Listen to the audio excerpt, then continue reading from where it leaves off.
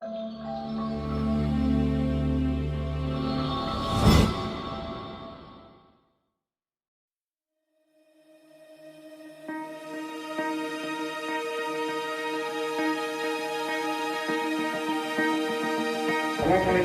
warahmatullahi wabarakatuh.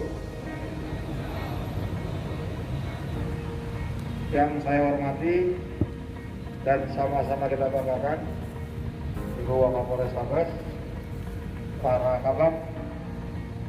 Jadi Allah, Tuhan Yang Maha Esa itu sangat sayang dengan Polres Tabes.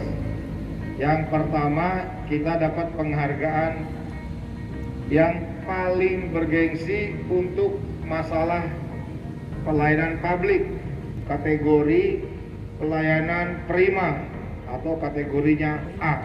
Tepuk tangan dulu.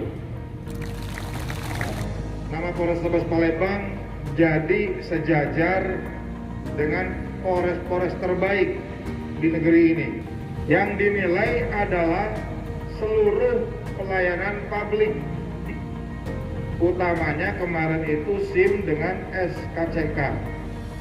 Tapi semuanya kemenangan Polrestabes Palembang. Tapi implikasinya ada.